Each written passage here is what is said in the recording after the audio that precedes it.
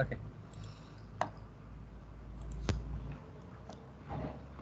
अब यसमा कोअर्डिनेट ट्रान्सफर्मेसनको एकदमै कोर हामी डेरिभेसनमा जानभन्दा अगाडि सुरुमा त्यसको सर्ट एन्ड ब्याकग्राउन्डहरू हामी हेर्छौँ। जस्तो अब रिफरेन्स फ्रेम, रिफरेन्स सिस्टम भनेका के हुन् हैन। यो मैले तिमीलाई अघिल्लो च्याप्टरमा मैले पढाएँ कि पढाइनँ रिफरेन्स फ्रेम, रिफरेन्स सिस्टम बारे? आई थिङ्क टर्म्सहरू आएको थियो, तर त्यसमा चाहिँ मैले डिटेलमा गइनँ होला। ओके, हामी यसमा पहिला चाहिँ अब मेनली कभर गर्ने भनेको रिफरेन्स सिस्टम, कोअर्डिनेट सिस्टम, अनि यो ट्रान्सफर्मेसन मेट्रिक्स चाहिँ हामी यो कोअर्डिनेट ट्रान्सफर्मेसन र डेटम ट्रान्सफर्मेसन दुईटा खालको ट्रान्सफर्मेसन हुन्छ। त्यो डेटम ट्रान्सफर्मेसनमा मेनली प्राय युज हुने भनेको यो रोटेसन, रिफ्लेक्सन र ट्रान्सलेसनको जुन कन्सेप्ट छ, मेट्रिक्सवाला कन्सेप्ट, त्यो हामीले त्यो डेटम ट्रान्सफर्मेसनमै युज गर्छौँ। सो सुरुमा रिफरेन्स सिस्टम है। अब रिफरेन्स सिस्टम भन्ने बित्तिकै के बुझ्न पर्यो भन्दाखेरि रेफरेन्स भन्ने शब्दबाट जानु पर्यो। रिफरेन्स भनेको कुनै पनि क्वान्टिटीको मेजरमेन्ट गर्नको लागि कुनै एउटा स्ट्यान्डर्ड चाहिन्छ हैन। हो त्यो स्ट्यान्डर्डलाई चाहिँ सबैले मानेर त्यसलाई एज अ कन्भेन्सनको रूपमा चाहिँ एउटा नोटेसन दिएर अथवा कुनै एउटा टर्म्स दिएर ल यसलाई रिफरेन्स मानौँ भनेर भनियो भने अब त्यो पर्टिकुलर रिफरेन्सबाट अन्य विभिन्न मेजरमेन्टहरू लिने, त्यसलाई हामीले के भन्छौँ रिफरेन्स। अनि त्यहाँ डिफाइन भएका जति पनि प्यारामिटरहरू छन् त्यो रिफरेन्स डिफाइन गर्नको लागि जति पनि म्याथमेटिकल थ्योरीहरू अप्लाई भएको छ हैन। अनि अब भनौँ न सर्टेन स्ट्यान्डर्डहरू मेन्टेन गरिएको छ भने त्यसले चाहिँ एउटा सिस्टम क्रिएट गर्यो क्या, रिफरेन्स सिस्टम। अब पहिला बिफोर 19 यो बिफोर 1500 यो एडी भन्दा अगाडि जति बेला यो इमेजिनरी लाइन हैन, ल्याट लङको कन्सेप्टहरू आएको थिएन, त्यति बेला पहिला रिफरेन्सिङ गर्ने चलन भनेको रक्स मोनुमेन्टहरूबाट हैन। यस्तो अलिकति अब जस्तो तिमीहरूले नै सर्वे गर्दा पनि अब एटलिस्ट 3टा लोकेसनबाट रिफरेन्स गर्नुपर्छ त्यो कन्ट्रोल पोइन्टहरूलाई भन्ने गरेर त्यहाँबाट एङ्गल कुनै एउटा ट्रीहरू ठुल्ठुलो हैन ठ्याक्क चिनिने खालको त्यो ठाउँमा जाने बित्तिकै रकहरू त्यो थ्रुबाट एङ्गल र बियरिङ र डिस्टेन्स मेजर गरेर रिफरेन्सिङ गर्ने हुन्थ्यो। र पहिला जति पनि यो डेभलपमेन्टल कामहरू हुन्थ्यो त्यति बेला पनि इभन यो रक्स मोनुमेन्टहरू, ठुल्ठुलो ल्यान्डमार्क्सहरू हैन, लेक, ठुल्ठुलो प्लेग्राउन्डहरूबाट चाहिँ रिफरेन्सिङ गर्ने चलन थियो। अब पछि जब यो इमेजिनरी लाइनको कन्सेप्ट आयो अनि त्यति बेला चाहिँ अब प्राइम मेरिडियन भइहाल्यो, इक्वेटर भइहाल्यो हैन। अनि अझ पछिल्लो यो जब यो जियोडेसीमा अझ यो स्टडी चाहिँ एक्सटेन्सिभ हुँदै गयो, अब त्यति बेला चाहिँ यो सेन्टर अफ मासको कन्सेप्ट आयो। अर्थको सेन्टर अफ मासको कन्सेप्ट आइसकेपछि एकछिन है,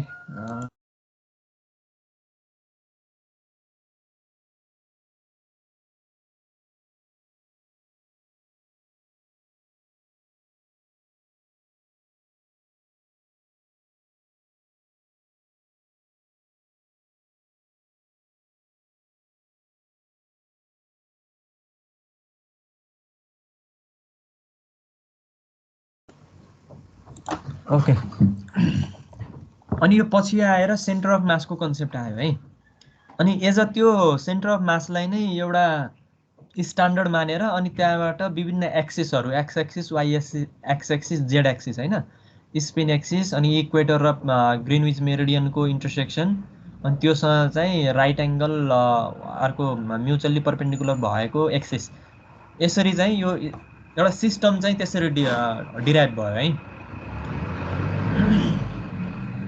कुनै रकहरू राखेर हैन, अब इमेजिनरी लाइनको कन्सेप्ट पछि चाहिँ अनि यो सेन्टर अफ मासको कन्सेप्ट आएपछि अनि हाम्रो अहिलेसम्म चाहिँ त्यही एउटा स्ट्यान्डर्डलाई मेन्टेन गरेर जति पनि हामीले कोअर्डिनेट सिस्टमहरू असाइन गर्छौँ त्यही रिफरेन्स सिस्टममा बसेर हामीले गर्छौँ है।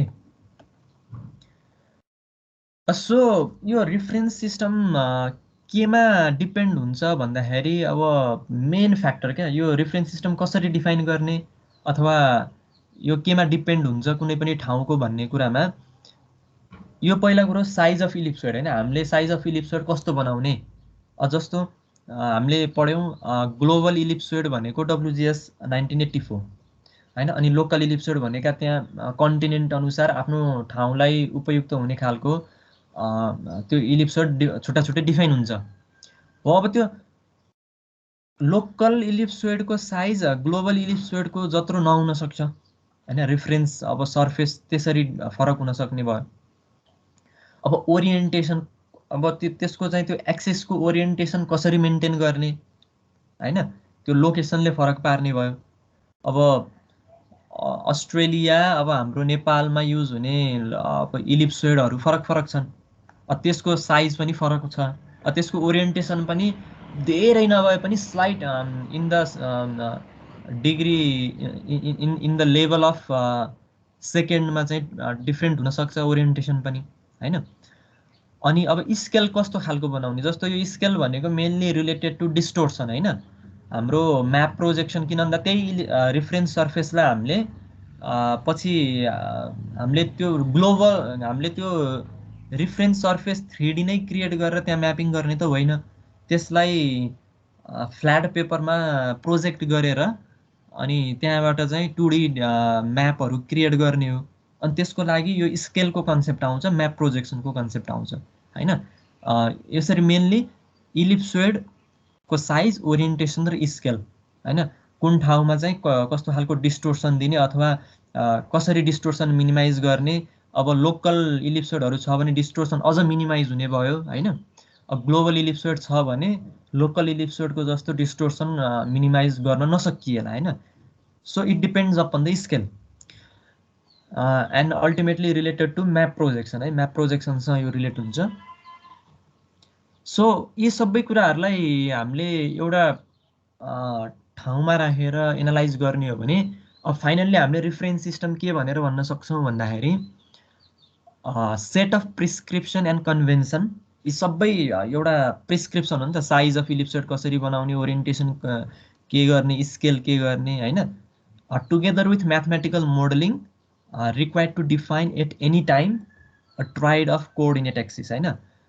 कोअर्डिनेट एक्सिसहरू जस्तो एक्स एक्सिस, वाइ एक्सिस र जेड एक्सिस भनेको हाम्रो कोअर्डिनेट एक्सिस हो नि त, त्यो एक्सिसबाट हामीले कोअर्डिनेट डिफाइन गर्ने हो। त्यो कोअर्डिनेट एक्सिसहरू डिफाइन गर्नको लागि कस्तो खालको कन्भेन्सनहरू हामीले एप्लाई गर्ने होइन भन्ने कुराहरूको एउटा होल त्यो कन्सेप्ट नै के हो भन्दाखेरि रिफरेन्स सिस्टम है। जस्तो एक्जाम्पल अर्थको स्पिन एक्सिस हुनसक्छ जेड एक्सिस होइन, अनि अब प्राइम मेरिडियन, ग्रिनविच मेरिडियन हाम्रो जुन स्ट्यान्डर्ड मेरिडियन छ, अनि अर्को चाहिँ ती दुईटासँग म्युचुअल्ली पर्पेन्डिकुलर अर्को ओर्थोगोनल एक्सिस भयो है। यो नै हाम्रो के भन्दाखेरि रिफरेन्स सिस्टम, यसरी एउटा सिस्टम क्रिएट भयो है। अब कोअर्डिनेट डिफाइन गर्नको लागि सुरुमा के चाहियो, रिफरेन्स सिस्टम चाहियो। सो अब यो रिफरेन्स फ्रेमसँग कसरी डिफरेन्स छ त नि यो होइन। अब रेफरेन्स सिस्टम हामीले भन्यौँ, अब यो रिफरेन्स सिस्टम र reference frame how they are different है। अब त्यो रिफरेन्स सिस्टम जस्तो अब भनौँ न, रिफरेन्स सिस्टम तिमीले तीनटा एक्सिसहरू क्रिएट गर्यो है, x axis, y axis, Z axis, तिनीहरूको अब त्यो एउटा साइज डिफाइन भएरै त्यो आउने हो। अनि त्यसको ओरिएन्टेसन पनि हामीले हेऱ्यौँ, त्यो भनेको रिफरेन्स सिस्टमको कन्सेप्टबाट आएको एउटा म्याथमेटिकल मोडल भयो। अब त्यो म्याथमेटिकल मोडल मात्र भएर भएन होइन, त्यति मात्र भयो भने त त्यसको अर्थ भएन नि त, त्यसलाई कन्टिन्यू गर्ने अर्को कुनै एउटा सपोर्टिङ टुल्स चाहियो होइन। अब त्यो सपोर्टिङ टुल्स भनेको के हो भन्दाखेरि रिफरेन्स फ्रेम। कसरी भन्दाखेरि reference frame is the realization of the reference system, reference सिस्टमलाई नै फिजिकल्ली रियलाइज गर्ने होइन, by the means of coordinate of definite point that are accessible directly by the occupation or by observation. अब यसलाई एउटा simple एक्जाम्पलमा बुझ्दाखेरि कसरी बुझ्न सकिन्छ भन्दाखेरि जस्तो भनौँ न अब एउटा ठुलो कुनै एउटा मेगा प्रोजेक्टमा एउटा ठुलो एउटा बिल्डिङ कन्स्ट्रक्सन हुन गइरहेको छ भने अब त्यो बिल्डिङ कन्स्ट्रक्सन हुनभन्दा अगाडि त्यहाँ अब सर्वेयरले के गर्छ भन्दाखेरि एउटा त्यहाँ सिस्टम क्रिएट गरिदिन पर्छ क्या पहिला। त्यो हामीले अब कोलुमहरू बिमहरू फिक्स गर्नभन्दा अगाडि कहाँ कहाँ सेट गर्ने अथवा भनौँ न अब हामीले सिम्पली देख्ने गर्ने भनेको के हो भन्दाखेरि नर्मल ठेकदारहरूले जुनसुकै घरहरू बन्दा पनि त्यो भनौँ न वालहरूको अथवा त्यो घर त्यो बााउन्ड्रीको चाहिँ के गर्छ भन्दाखेरि त्यो धागोले रिफ्रेन्सिङ गर्छ नि त होइन। धागोले कहाँ कहाँ लाने एउटा एउटा एउटा सिस्टम बसाल्यो नि त त्यसले। त्यसको ओरिएन्टेसन कस्तो हुन्छ त्यही धागोबाट हामीले अनि बल्ल त्यहाँ देख्छौँ होइन। त्यसले चाहिँ एउटा सिस्टम क्रिएट गर्यो। अब त्यो सिस्टमभित्र बसेर अब हामीले के गर्नुपर्ने छ भन्दाखेरि यो के भन्छ त्यो पिल्लरहरू होइन, पिल्लरहरू हामीले पर्टिकुलर त्यो हामीले चाहेको ठाउँमा चाहिँ हामीले त्यहाँ राख्नुपर्ने हुन्छ। अब हो त्यो जुन पिल्लरहरूको लोकेसनहरू छ अब त्यो लोकेसनलाई तिमीले के भनेर बुझ भन्दाखेरि पिल्लरहरू हामीले राख्ने ठाउँलाई पिल्लरहरू राखेको ठाउँलाई नै रिफरेन्स फ्रेमको रूपमा बुझ क्या। अनि त्यो फ्रेमहरू डेभलप हुँदै जाँदाखेरि कोलुम बिमहरूको एउटा स्ट्रक्चर डेभलप हुन्छ नि त, द्याट इज द फ्रेम। त्यो फ्रेमभन्दा अगाडि त पहिला त्यो थ्रेडको जुन एउटा सिस्टम थियो त्यो सिस्टममा बसेर त्यो पिल्लरहरू बनेको हो नि त। सो यसरी एउटा सिस्टमले चाहिँ ओभरअल हाम्रो एउटा स्ट्रक्चर डिफाइन गर्नको लागि एउटा प्रिलिमिनेरी एउटा भनौँ न भूमिका खेलेको हुन्छ होइन। फर्स्ट स्टेजको एक्सन यसले प्ले गरेको हुन्छ रिफरेन्स सिस्टमले। अनि त्यही रिफरेन्स सिस्टमलाई नै आधार मानेर अब हामीले विभिन्न ठाउँमा अब कुन कुन लोकेसनमा कति कति फुटमा हामीले पिल्लरहरू त्यहाँ राख्ने हो होइन। जस्तो हात्ती पाइले भन्छ नि त होइन, त्यो तलपट्टि राख्ने पिल्लरको ठाउँलाई हो त्यो कहाँ कहाँ राख्ने हो भन्ने कुराहरू चाहिँ अब रिफरेन्स फ्रेम भयो क्या। अब त्यसरी नै अब हाम्रो यो कोअर्डिनेटको सिस्टममा के हुन्छ भन्दाखेरि रिफरेन्स सिस्टम भनेको एक्सवाइजेडको एउटा सिस्टम आयो। अब रिफरेन्स फ्रेम भनेको हामीले त अल्टिमेट त्यसको उद्देश्य भनेको त म्यापहरू क्रिएट गर्ने सर्वेहरू गर्ने हो नि त। त्यो भएर के भयो भन्दाखेरि अब हामीले यो जति पनि एकदमै हाई स्ट्यान्डर्डको यो कन्ट्रोल पोइन्टहरू फर्स्ट अर्डरको कन्ट्रोल पोइन्टहरू इस्टाब्लिस गर्छौँ। ती कन्ट्रोल पोइन्टहरूले हामीलाई के दिने भयो भन्दाखेरि फ्रेम दिने भयो क्या। कन्ट्रोल जस्तो यो ट्रिग्नोमेट्रिक कन्ट्रोल पोइन्ट अथवा ट्राइङ्गुलेसन फर्स्ट अर्डर ट्राइङ्गुलेसन पोइन्ट भनेर हामीले 68वटा छ भनेर भन्छौँ नि नेपालको केसमा। हो त्यसले हामीलाई के दिने भयो भन्दाखेरि फ्रेम दिने भयो क्या। अब अरू सर्वेहरू गर्नको लागि त्यही फ्रेममा बसेर हामी अगाडि कन्टिन्यू गर्न सक्छौँ। हो यो रिफरेन्स फ्रेम भनेको पनि अ सेट अफ कोअर्डिनेट्सहरू हो क्या। कोअर्डिनेट नै हो यो रिफरेन्स फ्रेम भनेको एउटा कोअर्डिनेट हो। अनि त्यही कोअर्डिनेटहरूको एउटा नेटवर्क हुन्छ होइन। त्यो नेटवर्क नै हाम्रो के भयो भन्दाखेरि फ्रेम भयो क्या। जस्तो यहाँ लेखेको छ reference frame is a network of ground control point होइन। यो अर्कै पनि होइन, ग्राउन्ड कन्ट्रोल पोइन्टकै नेटवर्क नै हो यो होइन। अफ द सेलेस्टियल बडी, अब यो चाहिँ उता सेलेस्टियलको सिस्टमतिरबाट पनि एक्सप्लेन गर्न मिल्यो यसलाई हामीले। अनि यहीँ बसेर टेरेस्टेरियल्ली पनि एक्सप्लेन गर्न मिल्यो है। हामी सेलेस्टियल कोअर्डिनेट सिस्टममा जाँदाखेरि त्यहाँ पनि फ्रेम हामीले के अरे डिराइभ गर्न सक्छौँ होइन। सेलेस्टियल बडीहरूको कन्ट्रोल पोइन्टहरू अथवा त्यसको लोकेसन भनौँ न, कन्ट्रोल पोइन्ट भन्दा पनि त्यसको लोकेसनलाई एज अ फ्रेमको रूपमा लिएर गर्न पनि सक्छौँ। अथवा टेरेस्टेरियल्ली हाम्रो यो अर्थमा यहाँ पनि हामीले डिफ्रेन्ट लोकेसनहरूमा चाहिँ हाई स्ट्यान्डर्ड अथवा एकदम हाइली एक्युरेट कन्ट्रोल पोइन्टहरू इस्टाब्लिस गरेर एउटा फ्रेम बनाउन सक्छौँ होइन। जस्तो जिपिएस तिमीहरूले त अहिले पढाएन होला। जिपिएसमा के हुन्छ भन्दाखेरि त्यहाँ ट्र्याकिङ स्टेसनहरू हुन्छ क्या, मोनिटर स्टेसन अनि ट्र्याकिङ स्टेसनहरू। अब त्यो ट्र्याकिङ स्टेसनलाई हामीले एज अ जिपिएसको स्टडी गर्दाखेरि we can say that as a frame होइन। जिपिएसको एउटा ट्र्याकिङ फ्रेमहरू त्यहाँबाट डेभलप गर्न सकियो। अल्टिमेटली त्यो भनेको ग्राउन्ड कन्ट्रोल पोइन्ट त्यसको नोन हुन पर्यो क्या। कुनै पनि एउटा अब्जेक्टिभ लिएर सर्वे गर्न गइरहेको छ भने if we define the control point, ground control point, अनि ती ग्राउन्ड कन्ट्रोल पोइन्टहरूबाट एउटा नेटवर्क हामीले डिफाइन गऱ्यौँ भने that is called the reference frame. So frame can not exist without a system. System भएन भने फ्रेम हामीले कसरी डेभलप गर्ने भन्ने कुरा हुन्छ। अनि अब यदि हामीले फ्रेम नै डेभलप गर्न छैन भने सिस्टमको के अर्थ भन्ने पनि भएन है। So they are interrelated. So why reference system भन्ने कुरा त अब त्यहाँबाट हामीले यी दुईटाको डेफिनेसनबाट we can conclude what are the importance of reference system. Reference system किन चाहियो भन्ने कुरा हामीले इजिली हामीले निकाल्न सक्छौँ होइन। अब यो आफैले हेर एकचोटि होइन, त्यस्तो केही छैन। अनि यो referencing system is achieve through datum भन्ने कुरा छ होइन। अब यो नर्मल्ली के हुन्छ भन्दाखेरि जस्तो हामीले WGS 1984 भनेका छौँ होइन, अनि एभरेस्ट 1830 भनेका छौँ, नर्थ अमेरिकन डेटमहरू, यसरी डिफ्रेन्ट इलिप्सोइडहरू भनेका छौँ नि। यो भनेको रिफरेन्स सर्फेस नै त हो नि, रिफरेन्स सिस्टमबाट आएको एउटा रिफरेन्स सर्फेस हो। अनि अब त्यसैलाई हामीले सिनोनिमसली के भन्न सक्छौँ, डेटमको रूपमा पनि लिन सक्छौँ क्या। किन भन्दा रिफरेन्स भनेको कुनै एउटा डेटमको आधारमा लिन्छ नि त, कुनै एउटा रिफरेन्सिङ लाइन। जस्तो तिमीहरूले अब कुनै पनि ठाउँको एलिभेसन मेजर गर्नको लागि सी लेभललाई एज अ हाम्रो सर्फेस मानेर त्यसलाई एउटा डेटम मानेर त्यसको भर्टिकल हाइट लिने गरिन्छ होइन। अब XY को लागि चाहिँ इलिप्सोइड लिइन्छ, हाइटको लागि सी लेभल लिइन्छ नर्मल्ली। त्यसलाई नै हामीले एज अ के भन्न सक्छौँ भन्दाखेरि त्यो रिफरेन्सिङ भनेको चाहिँ डेटमको यो जुन टर्म्सहरू छ यसमा झुक्किन भएन क्या। अब यो रिफरेन्स सर्फेस र डेटम दे आर सेम है, यी कुराहरूमा झुक्किन भएन।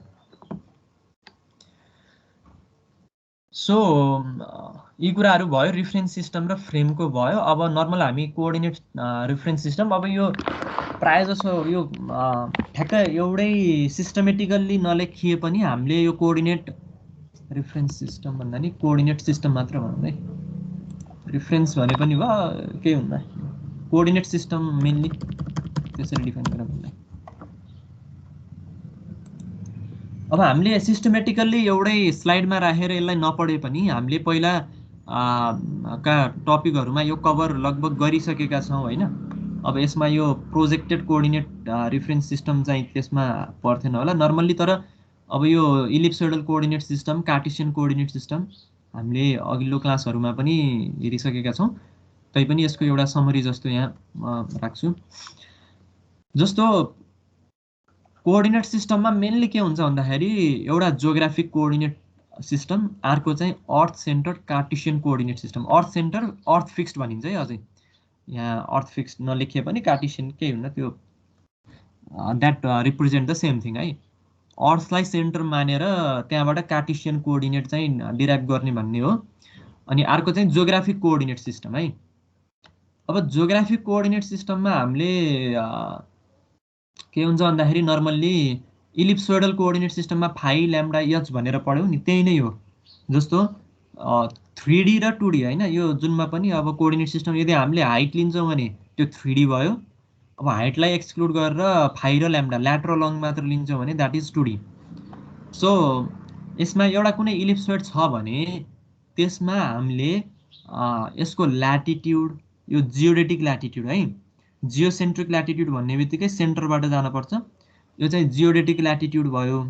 अनि यो चाहिँ जियोडेटिक लन्जिट्युड भयो। अनि यो चाहिँ हाम्रो के भयो, इलिप्सोइडबाट मेजर गरिएको हाइट, इलिप्सोइडल हाइट।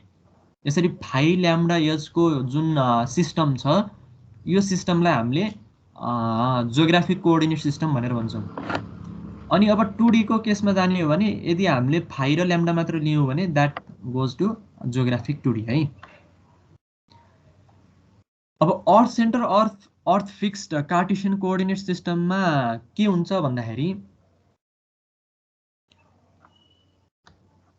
कार्टेसियन भन्ने बित्तिकै अब हामी ल्याट लङमा जान्नौँ कि XY को कम्पोनेन्टमा जान्छौँ क्या।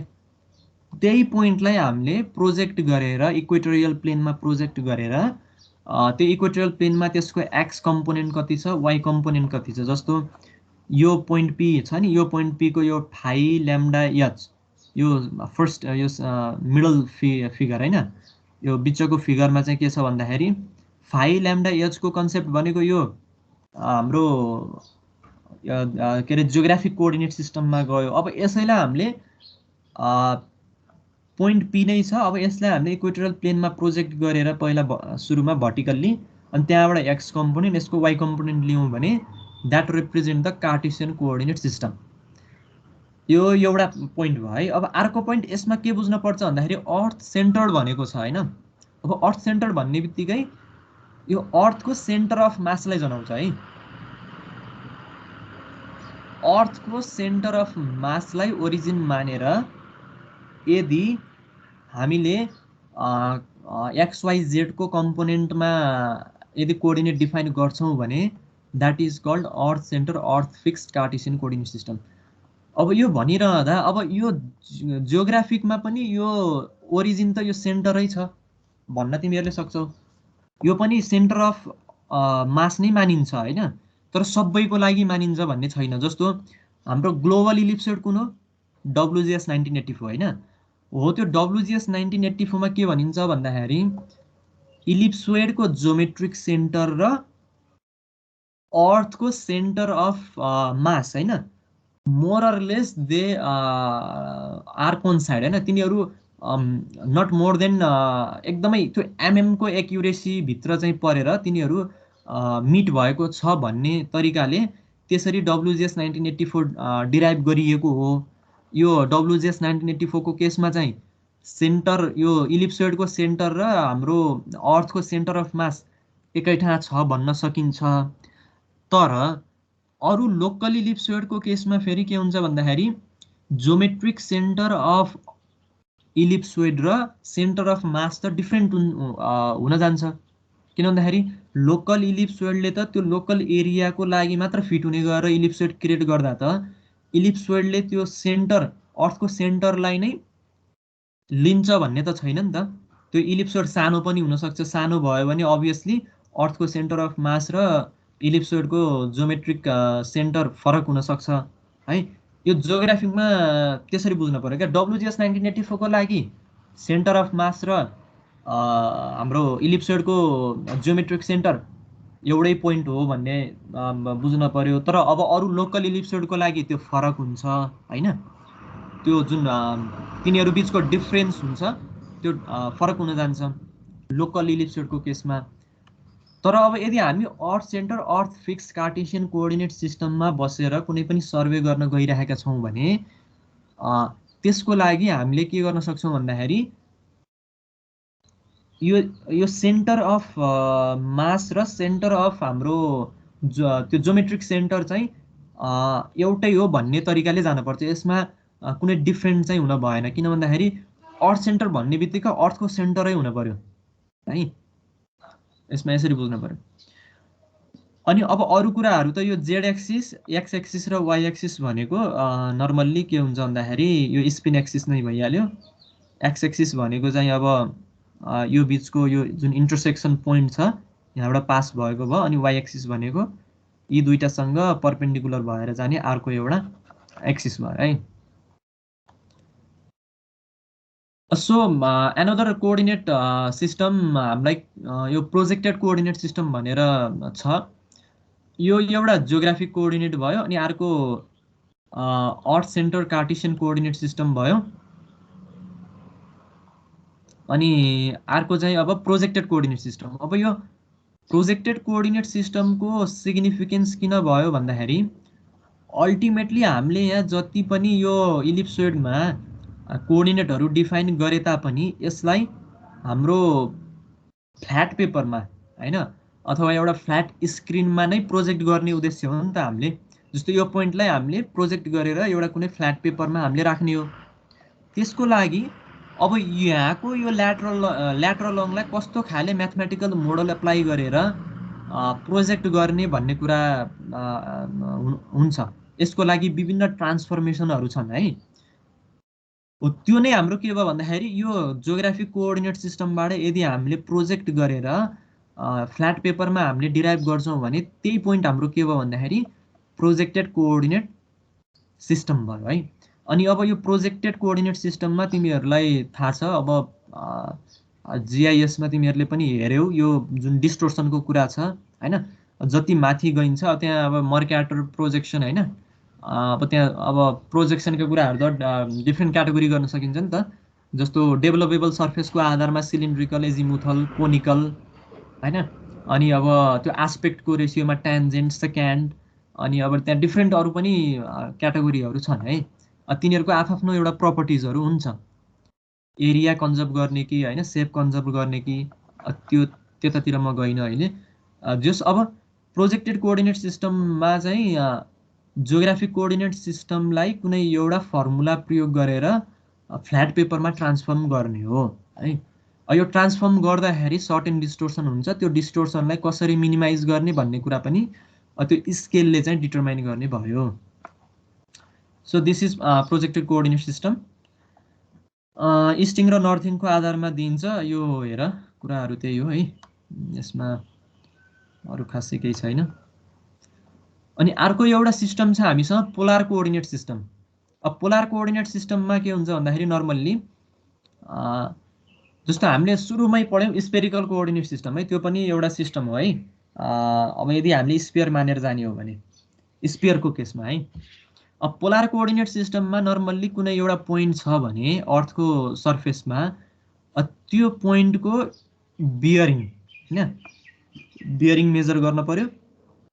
अनि त्यो ओरिजिनबाट त्यो पोइन्टसम्मको डिस्टेन्स कति छ त्यो मेजर यदि गरियो भने द्याट यति दुईटा कम्पोनेन्टले पोलार कोअर्डिनेट सिस्टमलाई डिफाइन गर्ने भयो क्या।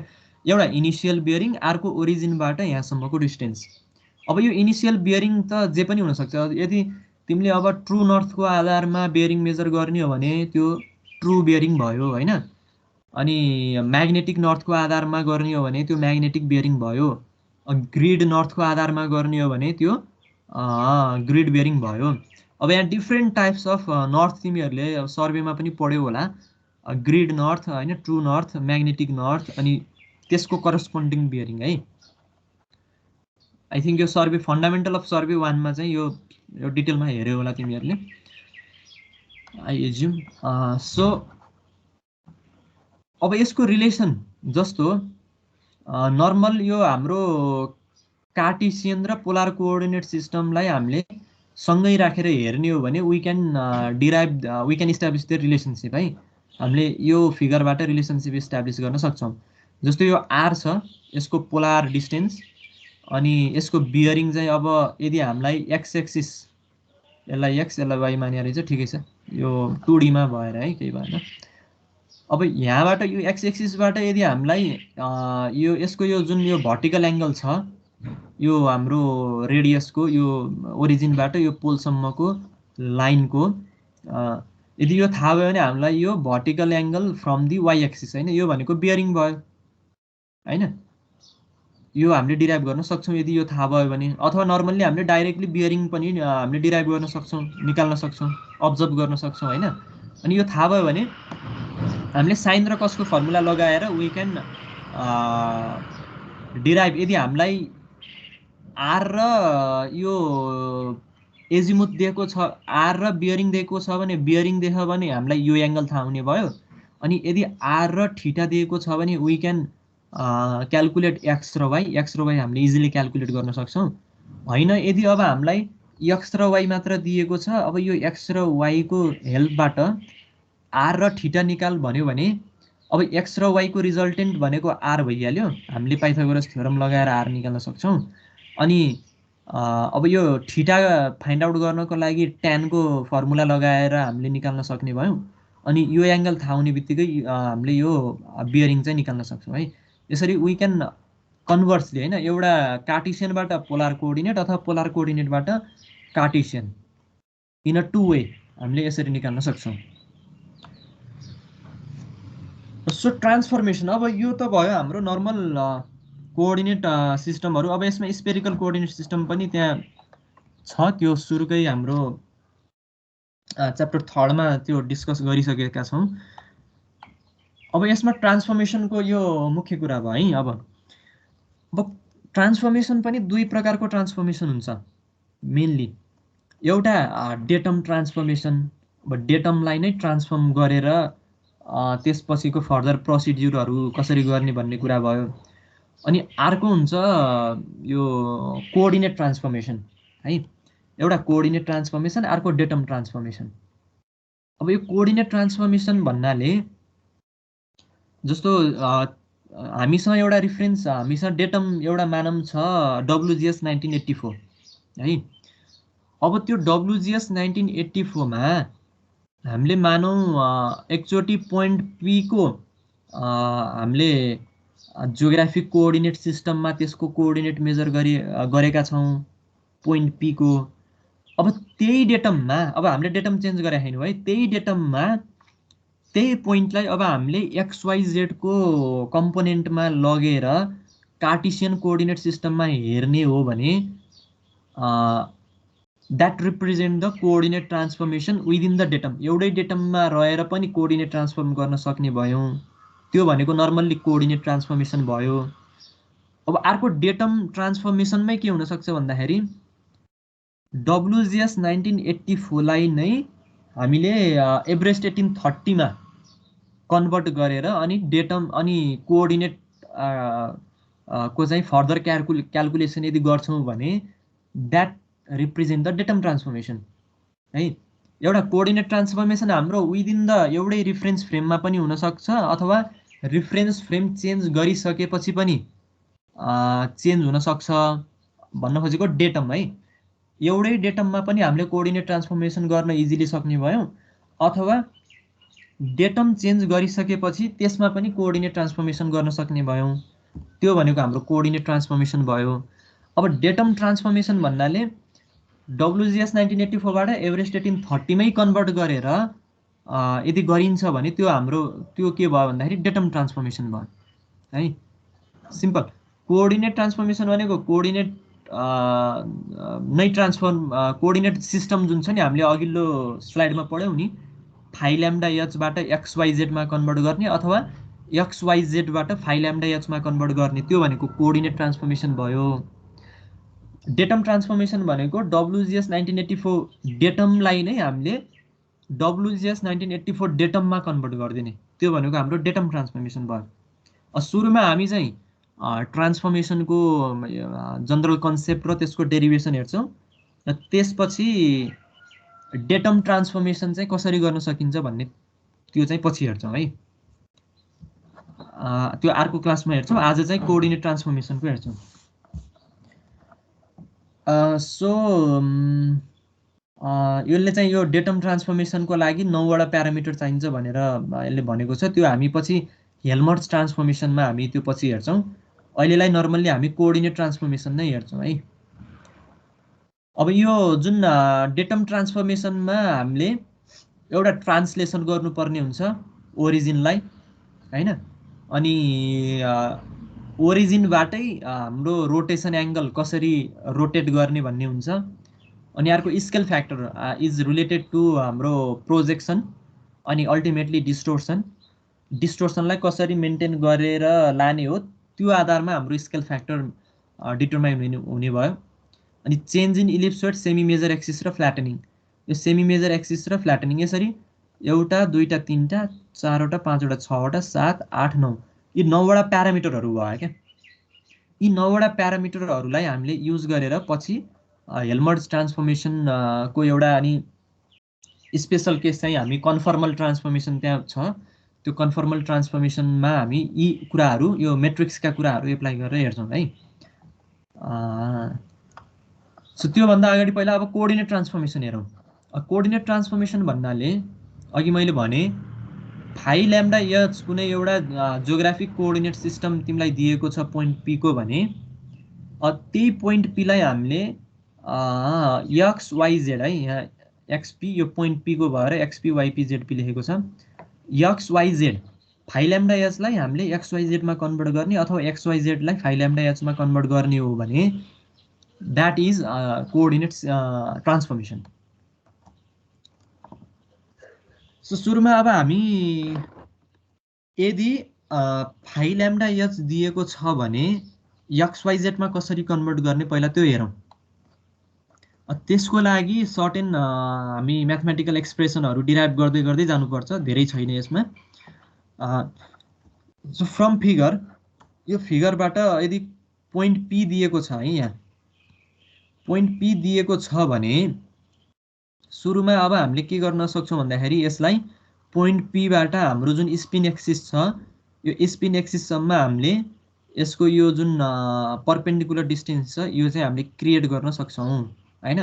अनि यसैसँग प्यारलल भएर जाने भनेको हाम्रो ओरिजिनबाट यहाँ प्रोजेक्ट भएको यो लाइन भयो, यो पोइन्ट भयो हैन।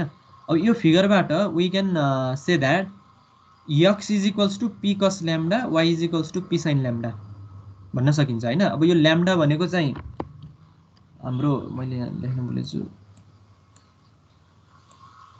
यो हाम्रो लन्जिट्युड भयो, हामीलाई लन्जिट्युड दिएको छ नि त।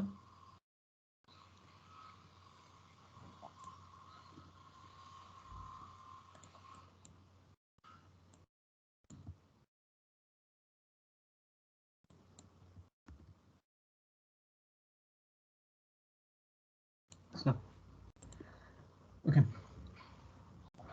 So x is equals to p cos lambda, यो cos ल्याम्डा यो p भएपछि यो पनि p हुने भयो, ओरिजिनबाट यो पोइन्टसम्मको यो डिस्टेन्स पनि p भयो हैन।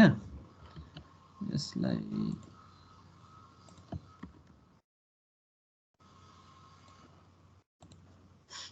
अनि अब cos ल्याम्डाको फर्मुला लगाउँदाखेरि what we get is base by hypotenuse हैन। अब बेस भनेको अब यो ट्रायंगलमा हामी हेर्ने हो भने यो ट्रायंगलमा cos को फर्मुला लगाउँदा के हुन्छ, x बाई p, x भनेको यो पनि x नै हो, किन भन्दा यो x भएपछि यो पनि इक्वल छ भनेपछि यो पनि x भयो हैन। cos lambda is equals to x by p, so x is equals to p cos lambda. Similarly sine को फर्मुला लगायौँ भने परपेन्डिकुलर बाई हाइपोटेनियस, परपेन्डिकुलर भनेको यो y भइहाल्यो अनि यो p भयो है। मैले यो यहाँ p यहाँ नलेखे पनि भयो, यो रिप्रेजेन्ट जस्ट गर्न खोजेको, यहाँ यसलाई y मात्र जनरली y भनेर रिप्रेजेन्ट गर्न सकिन्छ है। अनि y is equals to p sin lambda है, यो ट्रायंगलबाट। यो हामीले पहिला पनि गरिसकेका हौं, त्यही भएर मैले यसको सबै यो नोटेसनहरू यहाँ दिइन है, यो कन्सेप्ट हामीले पहिला पनि युज गरिसकेका हौं। अनि cos phi is equals to p by n, अब यो पनि हामीले अघिल्लो उसमा मैले यहाँ यो फिगर राखेर हिँड्छु है, अघिल्लो क्लासको हामी त्यसलाई ल्याम है त, त्यो फिगर सँगसँगै राख्यो भने सजिलो हुन्छ हेर्नु।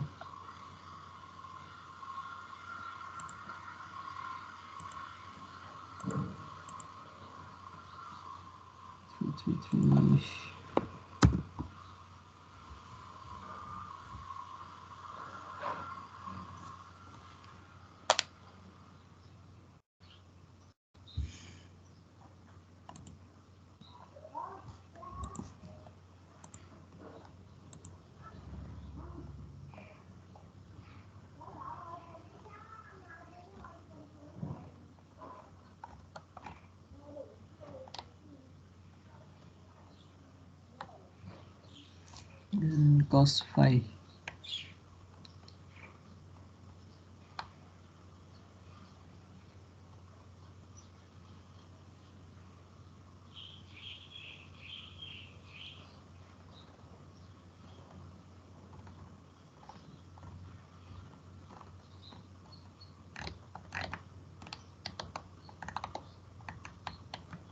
कहाँ छ यसको नारी,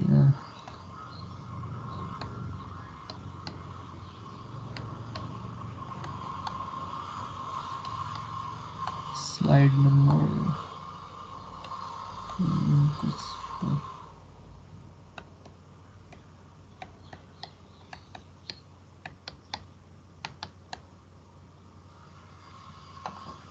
ओके।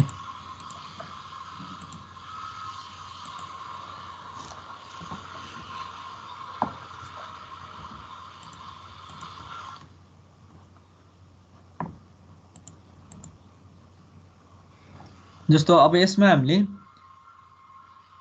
यो जुन ओबाट पी सम्मको डिस्टेन्स छ यसैमा ड्र गरे नि हुने हो के रे यो ओबाट यो त्यो केसमा पी भयो है यो डिस्टेन्स त्यसले रिप्रेजेन्ट गर्न खोजेको हो क्या है अब यसलाई अब हामीले फिगरेटिभली यसरी डिराइभ गर्ने हो भने अल्टिमेटली आउने भनेको यो डिस्टेन्स भनेको हामीले के भनेका छौँ n cos phi हो हैन अब यो phi यहाँ भयो यो 90 भयो यो पनि phi भयो अनि यो ट्रायंगलमा हामीले cos को फर्मुला लगायौं भने we can get OP is n cos phi है यो केसमा पनि यसलाई OP मान्ने हो भने यो स्मल p भयो यो भनेको n cos phi नै भयो है त्यो फिगर म तिमीहरुलाई अपलोड गर्ने बेला त्यो यसलाई अझ यो मोर क्लियरली यसलाई ड्र गरेर पठाउँला तर अहिलेलाई बुझ्नको लागि यहाँबाट बुझ्ने है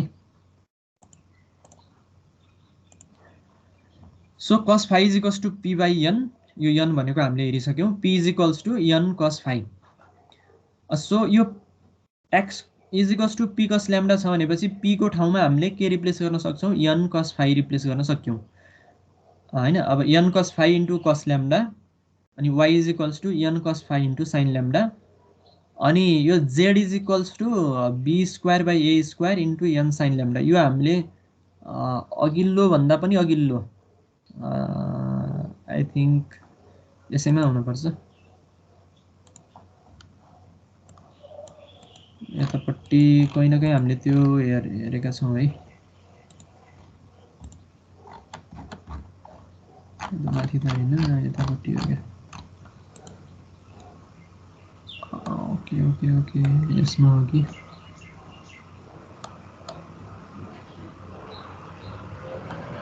ओके यहाँबाट है हामीले यो अघिल्लो स्लाइडमै हेरिसकेका छौं त्यसलाई चाहिँ तिमीहरुले हेर एकचोटी त्यो त्यही छ है z is equals to b square by a square into n sin phi and we know the relationship अब हामीले इलिप्सोइडल के रे इलिप्सोइडको ज्योमेट्रीहरु हेर्ने क्रममा त्यहाँ डिफरेन्ट फर्मुलाहरु हेरेका थियौं अब यदि त्यो मैले तिमीलाई रिलेशनशिप को एउटा असाइनमेन्ट दिन्छु भनिराखेको थिएँ त्यो छुटेछ है अब तिनै फर्मुलाहरु हामीले युज गरेर एउटा रिलेशनशिप इस्टाब्लिश गर्ने हो भने तिनै फर्मुला है त्यो अरु फर्मुला युज गर्न पर्दैन त्यहाँ मैले राखेकै फर्मुलाहरु युज गरेर हेर्ने हो भने we can get this type of relationship b by a is equals to यसलाई अब हामीले फ्ल्याटनिङ को रूपमा कन्भर्ट गरेर हेर्ने हो भने 1 minus f हैन b by a लाई फ्ल्याटनिङ मा रिलेट गरेर हेर्ने हो भने तिनै फर्मुलाहरु युज गरेर we get is 1 minus f अनि यसलाई इसेन्ट्रिसिटीमा अझै लाने हो भने फ्ल्याटनिङलाई अझै इसेन्ट्रिसिटीमा जोड्ने हो भने we get under the root 1 minus c square है यो रिलेशनशिप तिनै फर्मुलाहरु युज गरेर b by a लाई इसेन्ट्रिसिटी सँग कनेक्ट गर्न मात्र खोजेको है अरु केही पनि होइन अब यो किन गर्यो आवश्यक पर्यो भन्दाखेरि b by a भनेको यहाँ पनि छ z b by a हैन अब यो b by a लाई हामीले 1 minus इसेन्ट्रिसिटी को टर्म्समा लान मात्र खोजेको नत्र यतिकै राखे पनि हुन्छ यसलाई है तर अब यसरी राख्दाखेरि हाम्रो अब फर्दर क्याल्कुलेसनहरु अझ सजिलो हुन्छ क्या त्यही भएर यसरी राखेको है सो नर्मली हामीले यति एउटा जुन इक्वेसन 1 छ यही इक्वेसनबाट हामीले भन्न सक्छौं x is equals to यदि phi र lambda दिएको छ भने हामीले x निकाल्न त सक्यौं नि त नर्मली अनि phi lambda दिएको छ भने y पनि निकाल्न सक्यौं अनि अब phi दिएको छ भने इसेन्ट्रिसिटी र n त हामीलाई थाहा भइहाल्छ अनि z पनि निकाल्न सक्यौं तर यतिले मात्र पुग्दैन है यो चाहिँ हो यो बेसिक भयो अब यतिले मात्र किन पुग्दैन भन्दाखेरि हाम्रो जुन हामीले मेजर गरेको हामीले लिएको जुन पोइन्ट p छ on the surface of earth त्यो सर्फेस अफ अर्थ त हाम्रो त्यो इलिप्सोइड होइन नि त त्यो इलिप्सोइडबाट सर्टेन हाइटमा हुन्छ हाम्रो पोइन्ट हैन सर्फेस त सर्टेन हाइटमा हुन्छ नि त हो त्यो हाइटलाई अब इन्ट्रोड्युस गर्दाखेरि अहिले हामीले यो निकालेको जुन यो जति पनि यो x is equals to n cos phi cos lambda y is equals to n cos phi sin lambda z is equals to n 1 minus e square sin lambda यो चाहिँ यो पर्टिकुलर यो पोइन्ट p को लागि चाहिँ हो हैन point P को लागि हो किनभने यो इलिप्सोइडमै छ अनि हामीले त्यही इलिप्सोइडकै कन्सेप्ट युज गरेर चाहिँ यो निकालेका हौं तर on the surface of earth अब यो हाइट जुन इलिप्सोइडल हाइट छ अब यो इलिप्सोइडल हाइटले गर्दाखेरि अब यहाँ आएको जुन इक्वेसन छ यसलाई अझ यसमा केही कुरा थप्नु पर्ने हुन्छ यो हाइट त थप्नु पर्यो नि त हैन हो त्यो हाइट थप्दाखेरि के हुन्छ हेरौँ है अब here phi lambda h are designated as geodetic coordinate we already know that the point p on the ellipsoid is obtained by projecting the surface point लाई नै हामीले इलिप्सोइडमा प्रोजेक्ट गरेर त्यहाँबाट परपेन्डिकुलर ल्याएको हो नि त यसलाई हैन अब त्यही भएर अब हामीले यसलाई मेट्रिक्स फर्ममा राख्दाखेरि जस्तो आरपी जस्तो यो भनेको हाम्रो प्लम लाइन भयो अब यहाँ दुईटा कुराहरु हामीले हेरौं जस्तो यो सेन्टरबाट ओ भन्ने ओरिजिन छ ओ बाट एकचोटी यो पोइन्टमा लाइन एउटा प्रोजेक्ट गरौं अनि यो पोइन्ट ओ बाट क्यू मा सर्फेसको पोइन्ट र इलिप्सोइडको पोइन्टमा प्रोजेक्ट गरौं यो आर भयो यो आरपी भयो अब यो आरपी हामीले निकालिसक्यौं है कोअर्डिनेटको फर्ममा है आरपी को जुन कोअर्डिनेट छ यो डिस्टेन्सलाई रिप्रेजेन्ट गर्न खोजेको यो कोअर्डिनेटलाई रिप्रेजेन्ट गर्न खोजेको एक्सपी वाइपी जेडपी यसलाई मेट्रिक्स फर्ममा मात्र राखेको अरु केही पनि हैन यही इक्वेसनलाई हामीले मेट्रिक्स फर्ममा राखेको है xyp इक्वल्स टु सबै उसबाट इक्वेसनबाट हामीले n कमन लिन सक्छौं अनि भित्र रह्यो कि cos phi cos sin lambda 1 - e square sin phi भयो है यो भनेको आरपी भनेको पोइन्ट पी को रिप्रेजेन्ट गर्न खोजेको है यो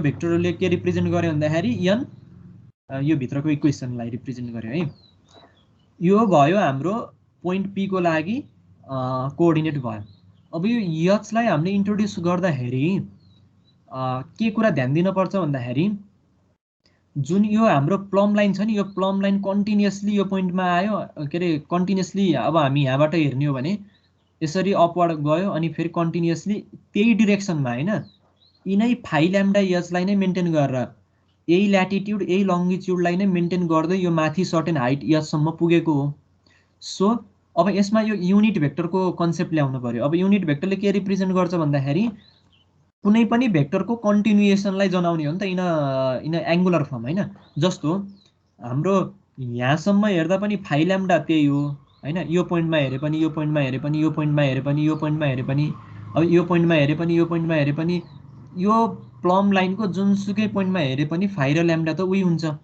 हैन किन भन्दा यो परपेन्डिकुलर आएको कुरा भयो हैन सो पोइन्ट पी सम्म हाम्रो यो एज अ होल यो होल इक्वेसन आयो ठीक छ अब यो भन्दा माथि चाहिँ यो युनिट भेक्टर भनेको यो कम्पोनेन्ट यो जुन भित्रको एंगुलर कम्पोनेन्टहरु छ नि जस्तो cos phi sin lambda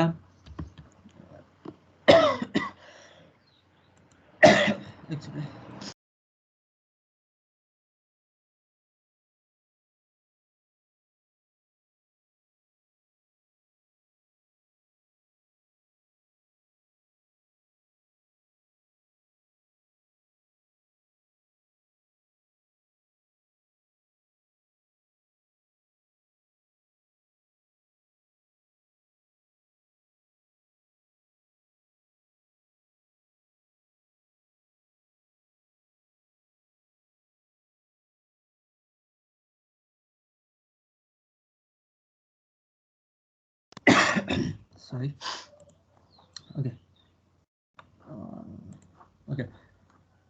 अब यो युनिट भेक्टरलाई हामीले यो h सँग मल्टिप्लाई गर्दै लानु पर्ने हुन्छ n h गर्दै यो यहाँसम्म भयो यो आरपी भेक्टर भयो अब यो टोटल आर भेक्टर लिनको लागि यो RP vector plus NH vector लिन पर्यो n यो भनेको युनिट भेक्टर भनेको हाम्रो एंगुलर कम्पोनेन्टलाई जनाउने भेक्टर भयो यो भित्रको भयो है here the component of unit vector is n is equals to cos phi cos lambda cos phi sin lambda 1 minus the no है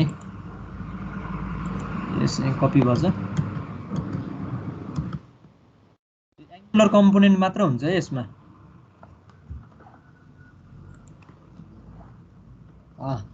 n इज इक्वल्स टु यो भयो है।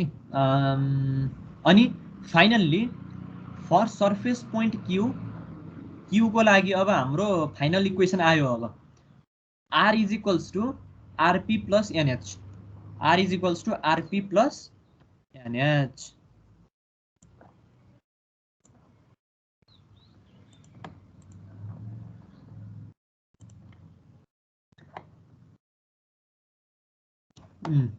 So for surface point Q r is equals to rp plus hn अथवा nh।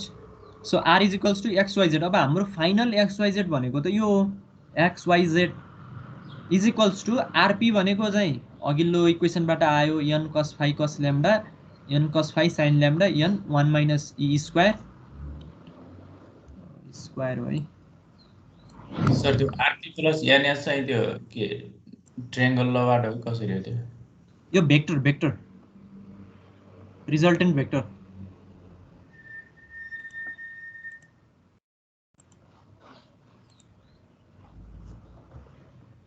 यो ओबाट हाम्रो RP भेक्टरमा जाँदाखेरि p भन्ने पोइन्टमा पुग्यो।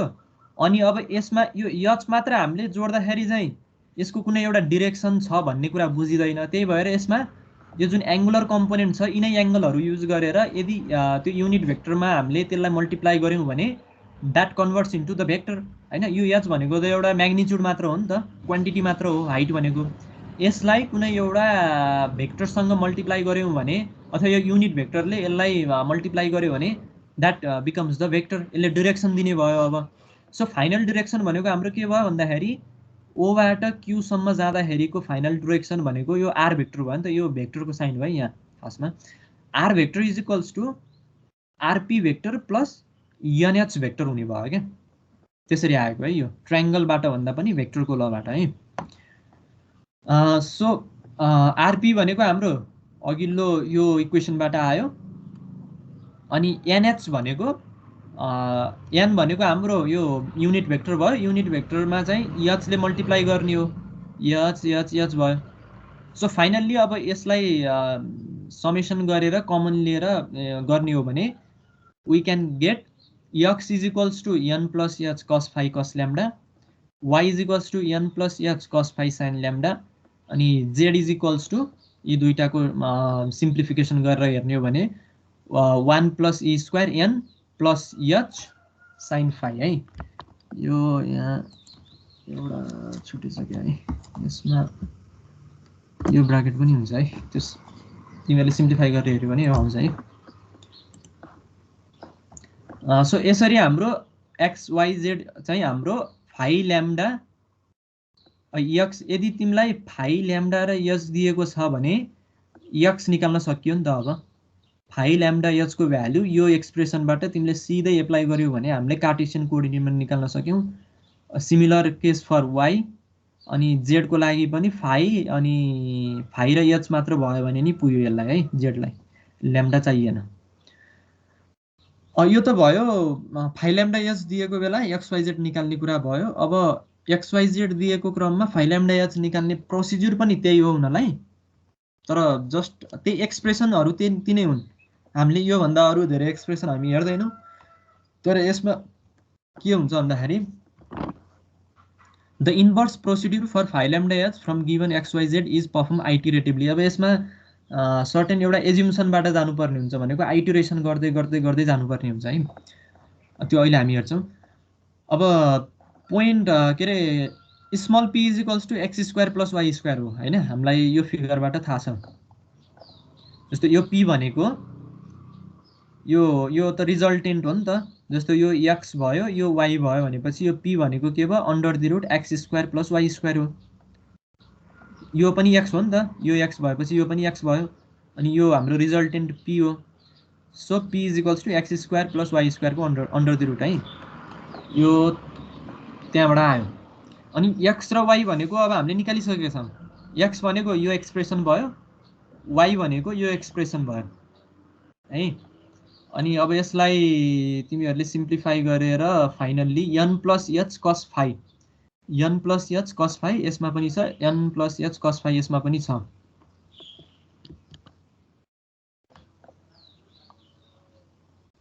यसमा यो स्क्वायर हो।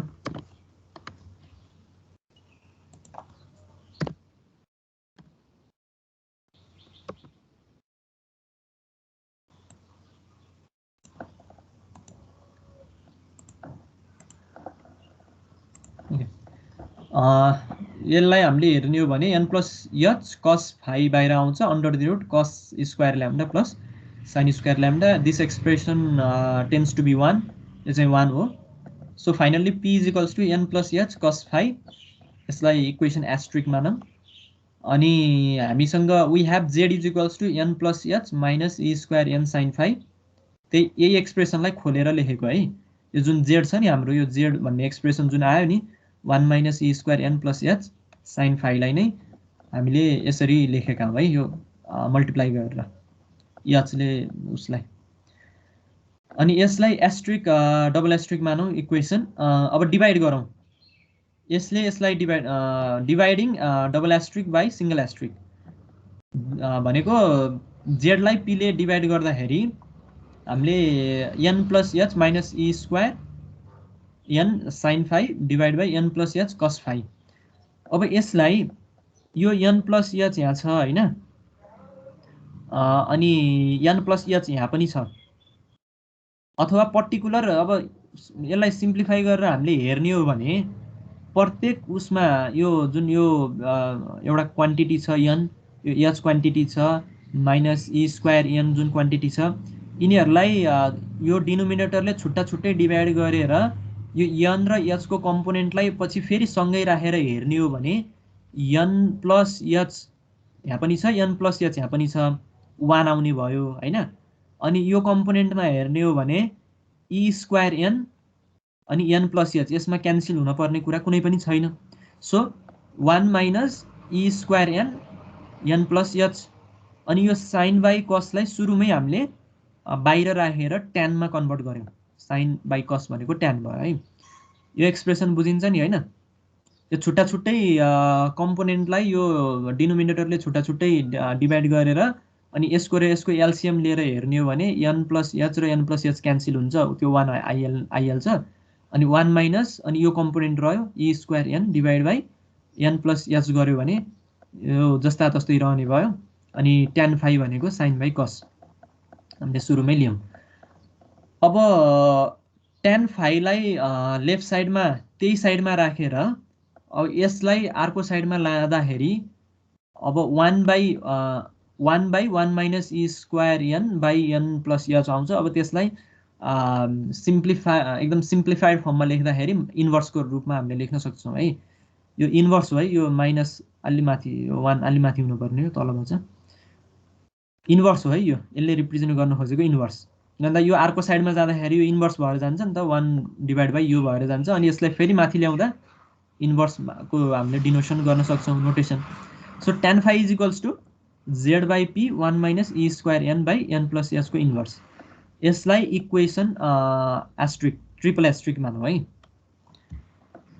सो हामीसँग equation p is equals to n plus h cos phi अनि tan phi is equals to z by p 1 minus e square n by n plus h को इन्भर्स छ। सो अब यहाँबाट हामीले for a given xyz and hence p, अब xyz यदि हामीलाई दिएको छ भने हामीले फाइ ल्याम्डा h झिक्न गइरहेका छौँ हैन। कार्टेसियन कोअर्डिनेट सिस्टम दिएको छ भने हामीले जियोग्राफिक कोअर्डिनेट सिस्टम को भ्यालु चाहिँ निकाल्न खोजिरहेका छौँ यो एक्सप्रेसनबाट। यदि त्यो हो भने अब यसमा चाहिँ के हुन्छ भन्दाखेरि जस्तो p भन्नेको टर्म्स त हामीलाई थाहा हुन्छ नि त, p भनेको त under the root x square plus y square हो, यो हामीलाई थाहा छ। अनि अब यसमा h र cos जुन दुईटा अननोन टर्म्सहरु छ नि, यो h र cos त दुईटै अननोन टर्म्स हो। दुईटै अननोन टर्म्स एउटै इक्वेसनमा छ भनेपछि अब यहाँ अरु कुनै पनि इक्वेसनमा पनि त्यसरी चाहिँ डाइरेक्ट भ्यालु राखेर फाइको भ्यालु निकाल्न सकिदैन है। डाइरेक्टली इजिली हामीले त्यो भ्यालुहरु रिप्लेस गरेर त्यो फाइको भ्यालु निकाल्न नसकिएको भएर यसमा चाहिँ के एज्युम्सनबाट गइन्छ भन्दाखेरि सुरुमा आइटरेसनै गर्नुपर्छ। अब कति आइटरेसन गर्नुपर्छ भन्ने कुरा अहिले हामी हेर्छौं। तर आइटरेसन गर्दाखेरि सुरुमा कुनै एउटा एप्रोक्सिमेट भ्याल्यु दिनुपर्छ नि त हैन। अब त्यो एप्रोक्सिमेट भ्याल्यु हामीले यसमा के दिन सक्छौँ भन्दाखेरि h को भ्याल्युलाई 0 रिप्रेजेन्ट मानेर गर्न सक्छौँ। जस्तो यो इक्वेसनमा from asterisk and triple asterisk can be solve iteratively for h and phi. यो h र फाइलाई हामीले आइटरेटिभली कम्प्युट गर्नको लागि के गर्न सक्छौँ भन्दाखेरि सुरुमा first approximate we set h is equals to 0 in triple asterisk. Triple asterisk भनेको हाम्रो इक्वेसन यो छ tan phi is equals to z by p 1 minus e square n by n plus h को इन्भर्स हैन। अब यो इक्वेसनमा हामीले सुरुमा जुन यो h भन्ने टर्म्स छ नि यो h भन्ने टर्म्सलाई 0 मान्यौँ भने हैन 0 मान्यौँ भने वाट वी गेट इज फाइ। हामीले फाइ त इजिली निकाल्न सक्छौँ नि त किन भन्दाखेरि जेड यो चाहिँ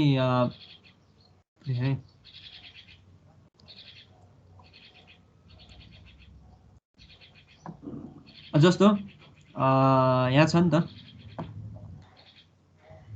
जस्तो एचलाई हामीले 0 मान्ने हो भने जेड पनि हामीले यहाँ निकाल्न सक्छौँ नि त इजिली माथिबाट। जस्तो यहाँ जेडको भ्याल्यु पनि राख्नुपर्ने हुन्छ हैन। जेडको भ्याल्युमा पनि एचलाई 0 मान्ने हो भने अनि यो फाइलाई फाइ नै राख्न पर्यो। पछि यो फाइ चाहिँ हामीले निकाल्न सक्छौँ किन भन्दाखेरि एउटा मात्र भेरिएबल अननोन भयो क्या यसमा। यदि एचलाई हामीले 0 मान्ने हो भने एउटा मात्र भेरिएबल अननोन हुने भयो फाइ। यदि एउटा मात्र भेरिएबल अननोन हुन्छ भने अरू सबै नोन छ भने वी क्यान कम्प्युट फाइ है। तिमीहरूले जस्ट प्र्याक्टिसको लागि के गर्न सक्छौ भन्दाखेरि जेडको भ्याल्यु एउटा कुनै दिन सक्छौ। मानम एउटा कुनै आर्बिट्री एक्जाम्पलको लागि 10 राख। अब पी को भ्याल्यु मानम 100 राख। ई को भ्याल्यु लेट सपोज 0.0089 राख। अनि एन को भ्याल्यु मानम 200 राख हैन। त्यो राखेर अनि एचलाई 0 मानेर गर्दाखेरि फाइ कति आउँछ एकचोटि त्यो क्याल्कुलेट गर हैन। त्यहाँ त्यही भन्न खोजेको। जस्तो is first approximate we set h is equals to 0। एचलाई सुरुमा 0 मानेर राख्ने हो भने वी क्यान कम्प्युट फाइ हैन। फर्स्ट एप्रोक्सिमेटबाट फाइको भ्याल्यु आयो हैन। जस्तो tan phi 1 is equals to z by p 1 minus e square हुन्छ। अब यो यदि 0 हुने हो भने n प्लस 0 भनेको n नै हुन्छ अनि यो n र यो n क्यान्सल हुन्छ अनि रह्यो के e स्क्वायर मात्र रह्यो है। यो इसेन्ट्रिसिटीको स्क्वायर यसमा एक्सपोनेन्शियल हैन है। यो इसेन्ट्रिसिटीको स्क्वायर हो है इन्भर्स हैन। अनि यहाँबाट हामीले फाइ निकाल्न सक्छौँ। ओके अब यही फाइ युज गरेर फेरि अब जुन हामीले यो एचलाई 0 सेट मानेर हामीले जुन फाइ निकाल्यौँ यही फाइ युज गरेर अब फेरि हामीले एच निकाल्न सक्छौँ हैन। त्यो भनेको हाम्रो के भयो भन्दाखेरि फेरि अर्को आइटरेसनको लागि एच को भ्याल्यु भयो क्या। अनि जुन त्यो आएको एच को भ्याल्यु छ फेरि त्यसलाई नै सेकेन्ड एप्रोक्सिमेट मानेर फाइ 2 को भ्याल्यु निकाल्न सक्छौँ। अनि फेरि त्यही फाइ 2 बाट h2 निकाल्ने h2 बाट फाइ 3 निकाल्ने यसरी निकाल्दै जाँदाखेरि आइटरेसन कतिसम्म गर्न पर्यो भन्दाखेरि जबसम्म फाइ र h को भ्याल्यु प्र्याक्टिकल्ली कन्स्ट्यान्ट आउँदैन भनेको एउटै क्या एकदम स्मल डिफरेन्स नआइन्जेलसम्म हामीले आइटरेसन गर्दै जान पर्यो है। त्यो लेभलमा पुगियो भने अनि फाइनल आएको जुन भ्याल्यु छ नि फाइ र h हो त्यो फाइ र h को भ्याल्यु अनि त्यही हो भनेर हामी बुझ्न पर्यो है। अब यसमा h 0 राख्दा फाइ आयो हैन फाइ 1 आयो अनि त्यही फाइ राख्दा h को भ्याल्यु नि 0 आउँदैन आउँछ भन्न तिमीहरूको एउटा कन्फ्युजन त्यो हुन सक्छ हैन। त्यसमा त्यो यो एक्सप्रेसनमा त्यो हुँदैन। किन हुँदैन भन्दाखेरि जुन यो h को भ्याल्यु जुन छ h कम्पोनेन्ट जुन छ यो h कम्पोनेन्ट हाम्रो n सँग एड भएर आएको छ क्या। यदि यसमा यो n नभइकन h मात्र भएको भए द्याट मे बी पोसिबल हैन। h लाई 0 राख्दाखेरि फाइ को भ्याल्यु मानम 45 डिग्री आयो फाइ 45 राख्दा h को भ्याल्यु नि 0 आउने त हो नि त नर्मल एउटा सेन्समा हेर्दा त त्यो हो हैन कमन सेन्समा। तर यसमा एउटा एक्सप्रेसनसँग एउटा कम्पोनेन्टसँग यो एड भएर आएको छ हैन भनेको भ्याल्यु एड हुँदै जाने भयो क्या यसमा। त्यही भएर यो 0 आउँदैन है। फाइ 1 को भ्याल्यु फेरि यही एक्सप्रेसनमा राख्दा h को भ्याल्यु 0 आउँदैन सर्टेन चेन्ज भएर आउँछ है। अनि यो कति बेलासम्म गर्ने भन्ने कुरा पनि थाहा भयो है। प्र्याक्टिकल्ली कन्स्ट्यान्ट नबनिन्जेलसम्म भन्न खोजेको एकदमै दुईटै एउटै त नआउन सक्छ हैन तर एकदमै डिफरेन्स चाहिँ भेरी स्मल है। त्यो लेभलसम्म हामीले आइटरेसन गर्दै जानु पर्यो। अनि त्यो गरियो भने त्यो आएको भ्याल्यु हाम्रो के भयो भन्दाखेरि फाइको भ्याल्यु भयो नर्मल्ली है। एचको भ्याल्यु पनि भयो। तर अब एचको भ्याल्यु अब त्यही फाइको भ्याल्यु युज गरेर हामीले अर्को एक्सप्रेसनबाट पनि झिक्न सक्छौँ यताबाट, अथवा हामीले यही एचलाई पनि मान्न सक्छौँ। अब एकचोटि तिमीहरूले यो प्र्याक्टिस गर है। यो जेडलाई अघि मैले भने जसरी नै जेडलाई एउटा सर्टेन भ्याल्यु देऊ, पीलाई भ्याल्यु देऊ, अनि ईलाई भ्याल्यु देऊ होइन। यसरी गर्दै जाऊ। यो चाहिँ कति आउँदो रहेछ है। अब यो तिमीहरूले आफैले पनि गर्न सक्छौ। यसलाई मैले तिमीहरूलाई एउटा असाइनमेन्टको रूपमा पनि दिन खोजिरहेको छु है। त्यो त प्राय अब नर्मल्ली एक्जामभन्दा अगाडि चाहिँ तिमीहरूले नगराउला, तिमीलाई डिस्टर्ब पनि हुन्छ। अहिले असाइनमेन्टको रूपमा दिन्छु, पछि एक्जाम सकिएपछि त्यसलाई कम्प्लिट गरेर बुझाउन पर्यो है। एक कोअर्डिनेट कन्भर्सनकै कुरा। अब यो हामीलाई फर्मुला थाहा भइसक्यो होइन। अब यो फर्मुला थाहा भइसकेपछि यही लजिक युज गरेर हामीले कोडिङ चाहिँ गर्न सकिन्छ मजाले होइन। फाइ ल्याम्डा एचको भ्याल्यु दिएर एक्सको कम्पोनेन्टलाई राखेर यो लजिक प्रोभाइड गरेर we can compute x y z है। अनि कन्भर्सली अब यो पनि आइटरेसन होइन। तिमीहरूलाई अब सी अथवा सी प्लस प्लस जुनमा इजी लाग्छ त्यसैमा यी दुईवटा कन्भर्सली, एउटा चाहिँ फाइ ल्याम्डा एचबाट एक्स वाइ जेडमा कन्भर्ट गर्ने, अर्को एक्स वाइ जेडबाट फाइ ल्याम्डा एचमा है कन्भर्सन बोथ वे। त्यो दुईवटा चाहिँ दिने प्लानमा चाहिँ छु। तर त्यो एक्जामभन्दा अगाडि म ड्यु डेट राख्दिनँ, एक्जामभन्दा पछाडि नै राख्छु नर्मल्ली। यसमा यो इम्पोर्टेन्ट छ यो टपिक है। यो जुन कोअर्डिनेट ट्रान्सफर्मेसन छ यो is very important. So finally phi भन्ने हामीले टर्म्स निकालिसक्यौँ। अब ल्याम्डाको लागि यस्तो भयङ्कर ठुलो गर्न पर्दैन है। यो झन्झटिलो काम गर्न पर्दैन। किन भन्दाखेरि फाइ ल्याम्डा हाम्रो नर्मल्ली वाइ र एक्स कम्पोनेन्टबाट सिधै आउने कुरा भयो। कसरी भन्दाखेरि नर्मल यही फिगरमा हामी हेर्न सक्छौँ। फाइ भनेको के अरे ल्याम्डा भनेको tan inverse y by x गऱ्यो भने ल्याम्डा इजिली आउने भयो। So no problem for lambda है। लन्जिट्युड निकाल्नको लागि त्यस्तो गाह्रो हुँदैन एक्स वाइबाट। अनि फाइनल्ली अब एचको भ्याल्यु अब हामीले एक्सप्रेसनै युज गरेर निकाल्ने हो भने फाइको भ्याल्यु आइसक्यो होइन। फाइको भ्याल्यु यो आइटरेसनबाट आइसक्यो। अब यो फाइको भ्याल्युलाई यसमा इनपुट गरेर गर्न पनि सकियो, अथवा मोररलेस त्यस्तो डिफ्रेन्स चाहिँ आउँदैन होइन।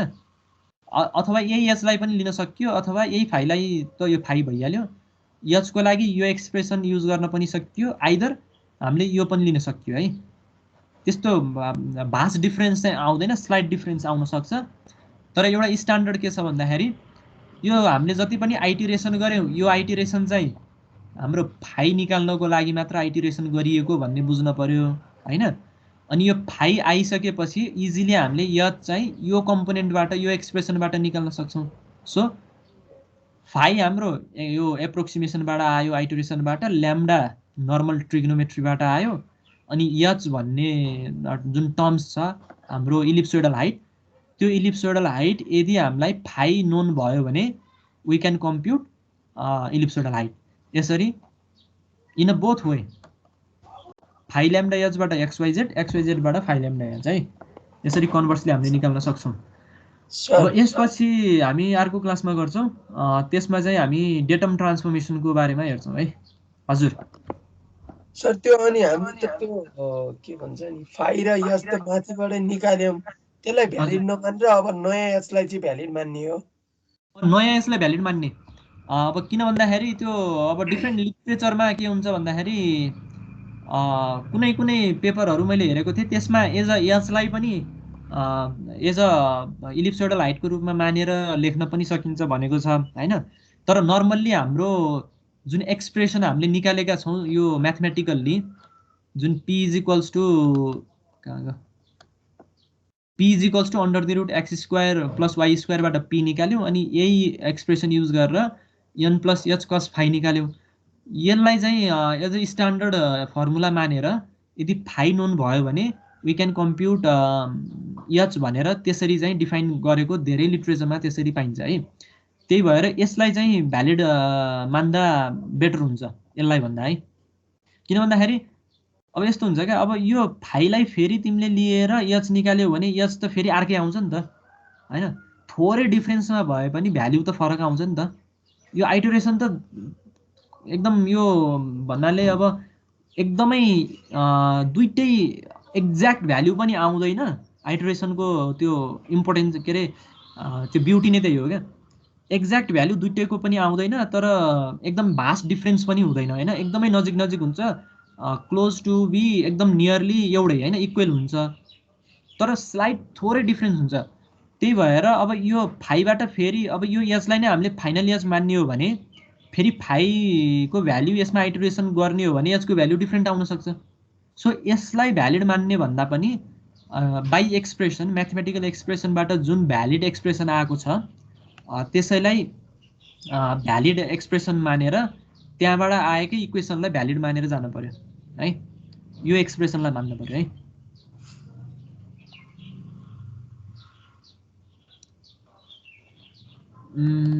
ओके,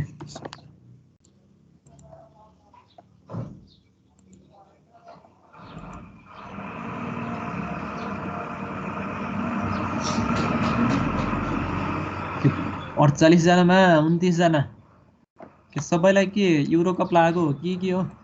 अरूलाई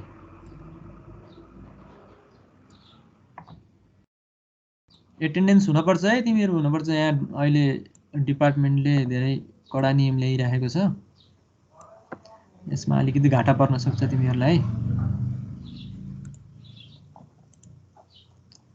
सो यसमा केही छैन भने आजलाई यति नै गरौँ। अनि सम्भवतः अर्को क्लासमा हामी यसलाई यो च्याप्टरलाई ऱ्यापअप गर्ने प्रयास गर्छौँ है। अनि त्यसपछि तिमीहरूको आज कति गते भयो 20 भनेपछि अनि च्याप्टर 5 यदि अर्को क्लासमा यो भ्याइयो भने च्याप्टर 5 पनि भ्याइन्छ। सो केही छ यसमा? यो म अपलोड गरिदिन्छु है। अनि तिमीहरूले यो मैले यसमा यो डिटेलमा गइनँ, यस हेऱ्यो उसको लागि है। प्रोजेक्टेड कोअर्डिनेट सिस्टममा चाहिँ अब डिफ्रेन्ट प्रोजेक्सन सिस्टमहरू छ, त्यो तिमीहरूले के अरे जिआइएसमा नि पढ्यौ होला, नपढे पनि त्यो रिभिजन फेरि गर्न पर्यो। त्यो भेरी इम्पोर्टेन्ट है, त्यो प्रोजेक्सन सिस्टम के हो कसो हो हैन, एङ्गल के अरे एजिमुथ प्रिजर्भ गर्ने, एरिया कसले प्रिजर्भ गर्छ, त्यो भेरी इम्पोर्टेन्ट। ल ठिक छ, आजलाई यति नै गरौँ। Have a good day.